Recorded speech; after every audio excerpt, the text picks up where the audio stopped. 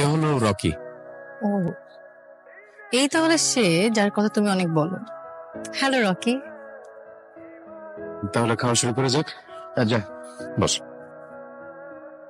এই ছেলের নাম রকি কেন? এর নাম তো হিরো হওয়া দরকার, পুরাই হিরো। আমার কি দেখতে খুব বাজে লাগতেছে নাকি? এমনি তাকায় আছে কেন আমার দিকে? আমার কি বুকের পশম দেখা যায়? ওই বুতাম তো আটকানো হয়ে আছে। না, সুন্দর আছে ছেলেটা। শোন, আমি চাই আমার বংশের সবচেয়ে শিক্ষিত মেয়ে তোকে বানাতে চাই। হ্যাঁ রকি, ওই আমাদের সাইডে যে ফরেন ইঞ্জিনিয়ার আছে না, সে কল দিছে। এতদিন পর আমার মেয়েটা আসছে, একটু জমায় আড্ডা দিব। Hello, how are you? Is everything alright? No, I can not hear you. Hello.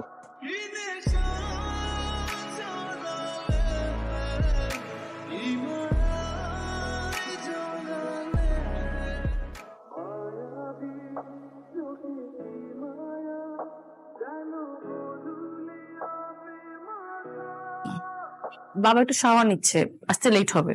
ঠিক আছে, আমি বাইরে দাঁড়াইতেছি। গার্লফ্রেন্ড আসতে? তোমার বাবার গার্লফ্রেন্ড আছে কিনা সেটা আমার কেন জিজ্ঞেস করতেছো? তোমার? আমার নাই। Very good. কেন?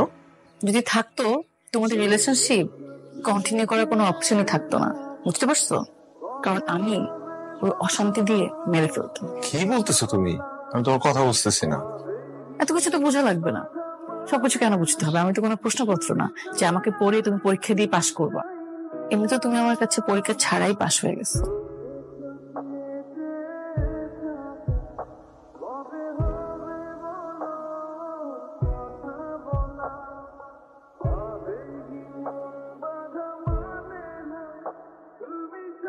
কি করলো এটা? সিগারেট তো খাওয়া যাবে না রকি, সিগারেট খাওয়া আমার পছন্দ না, এর গন্ধ আমি নিতে পারি না। এই যে তুমি সিগারেট খাও, তোমার গা থেকে যে গন্ধ হয় সেটা আমার ভালো লাগে না।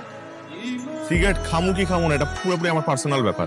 আমার কাছে তো তোমার পার্সোনাল বলে কিচ্ছু নাই, আমার যেটা ভালো লাগে আমি সেটাই করব। কোনো সমস্যা রকি? অনেক বড় সমস্যা, এই বয়সটাই সমস্যা।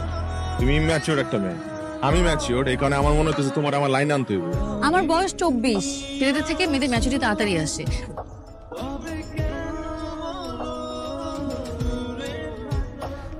এই আজকে থেকে এটা আমার কিছু শেষরা বন্ধু আছে, আমি নতুন যাই কিনি আর টান দিয়ে নিয়ে যায়। শোনো, আমি না ঘুরে পেঁচে কোনো কথা বলতে পারি না, যা বলি সরাসরি বলি। আমি তোমাকে ভালোবাসি রকি। আস্তে, পাগল হয়ে গেছে নাকি? তোমার বাপরে আমি ভাই ডাকি, জামশেদ ভাই। এখন ভাই ডাকতেছো, পরে শ্বশুর আব্বা ডাক। সেমনি পাগল। সুস্থ মানুষেরা না সত্যিকারে ভালোবাসতে পারে না, যারা সত্যিকারে ভালোবাসে তারা একটু পাগলই হয়, বুঝছো? বুঝাবো না, বুঝাই দিই।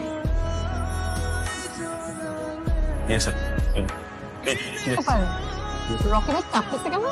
বাচ্চাদের মধ্যে কাঁপতেছে। এই রকেটের বল সাহস।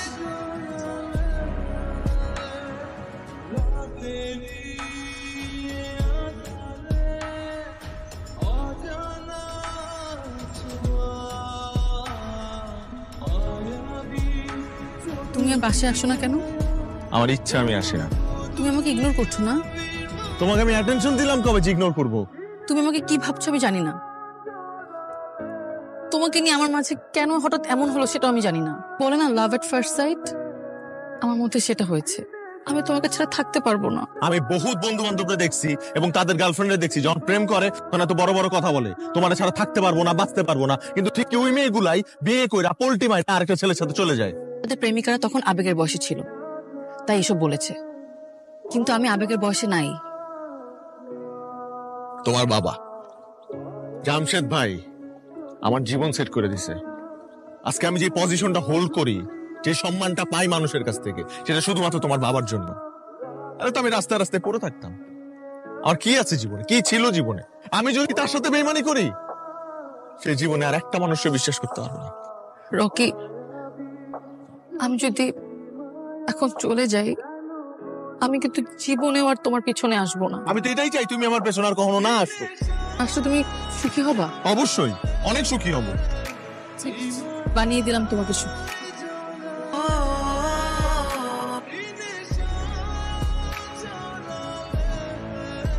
Thank you. ইদানিং এরকম আউল্য জল লাগে কেন তোরে? কাজের চাপ, এ কারণে হয়তো একটু আওলায় আছি। তোর আর পিয়াসার ব্যাপারটা আমি কিন্তু জানি। সত্যিকারের ভালোবাসা জীবনে সবসময় আসে না, কিন্তু যখন আসে ওইটাকে গ্রহণ করে নিতে হয়। হ্যাঁ ঠিক আছে, ওই সময়টা একটু কঠিন, অনেক প্যারা যায় এটাতে। আর ওই যে প্যারা থেকে বেরোর জন্য সঠিক পথটা আবার তরি বের করতে হইব।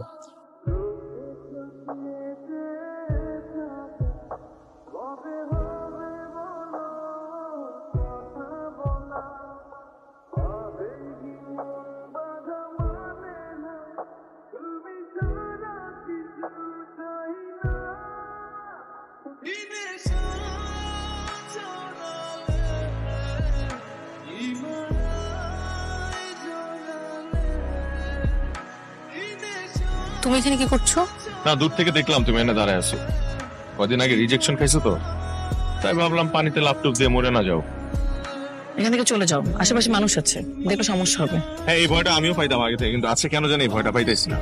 আচ্ছা বলো তো, ইদানিং আমার কি হয়েছে? খুব অস্থির লাগে। তোমার কেন অস্থির লাগে এটা আমি কিভাবে বলবো?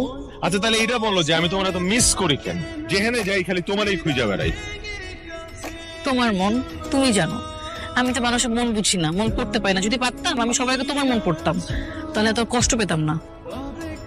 জীবনে অনেক মানুষের কাছে অনেক তিতা কথা শুনছি, কিন্তু কষ্ট লাগে না। আর আজকে তোমার এই সামান্য কথাতেই আমার খুব খারাপ লাগতেছে। হয়তোবা ভালো লাগার মানুষের মুখে খারাপ কথা শুনলে খুব কষ্ট লাগে। আমার সাথে মনে হয় ওই জিনিসটাই ঘটছে। তোমার সাথে কি ঘটছে না ঘটছে সেটা আমার দেখার বিষয় না, আর আমি এটা জানতেও চাই না। সেদিন তোমার মধ্যে যে অনুভূতিটা হয়েছিল সেটা আজকে আমার মধ্যে হয়েছে। অনেক দেরি করে ফেলেছো। হ্যাঁ, আমার মন একটা দোষ করছে, একটু সময় বেশি নিচ্ছে, কিন্তু ফাঁসি তো আর দেওয়া যাবে না।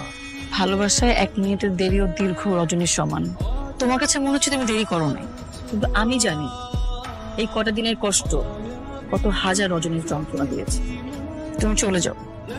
দেখো পিয়াসা, আমি বুঝতে পারতেছি সেদিন তোমার কেমন লাগছিল। আমি তোমার কাছে আরেকটা সুযোগ চাই। তোমার কি মনে হয় তুমি ওই দিন আমাকে যেভাবে ফিরিয়ে দিয়েছো, তারপর আমি তোমাকে ভালোবাসবো, তোমাকে আবার সুযোগ দিব? তাহলে কি হলো বিষয়টা? প্রতিশোধ? যখন আমার জীবনে আসতে বলেছিলাম তখন আসো নাই কেন? তখন তো আমি বুঝি নাই যে আমিও তোমাকে ভালোবাসি। পিয়াসা প্লিজ, তোমার যেখানে বিয়ে ঠিক হয়েছে না করে দাও। আমি হ্যাঁ করে দিয়েছি। আমার প্রতি তাহলে তোমার এটা কেমন ভালোবাসা ছিল যে ওই ছেলেকে হ্যাঁ করে দিলা? তাহলে কি আমি মহিলা দেবদাস হয়ে থাকতাম? আর মেয়েরা ভালোবাসা মানুষের থেকে কষ্ট পেলে অপছন্দের ছেলেকে হ্যাঁ করে দেয়। এখন না করে দাও। সেটার উপায় নেই। সত্যি করে একটা কথা বলি, তুমি পিয়াসা কিন্তু আমার প্রথম ভালোবাসা। এই, তোমার বয়স 29 না? আমি তোমার প্রথম ভালোবাসা? হ্যাঁ। মিথ্যা বলতেছো কেন? আরে সত্যি করে বলো, আমি তোমার কত নাম্বার? এই লাইনে আমি অনেক আগে থেকে কাছে ছিলাম। শোনো, তুমি আমাকে সেদিন বলছিল না যে তুমি আমাকে ছাড়া বাঁচতে পারবা না?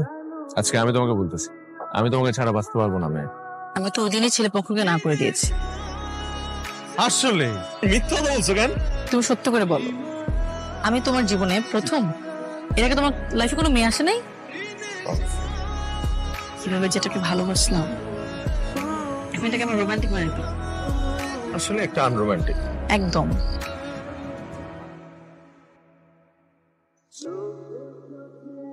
কি ব্যাপার, তুমি কাঁদতেছো কেন?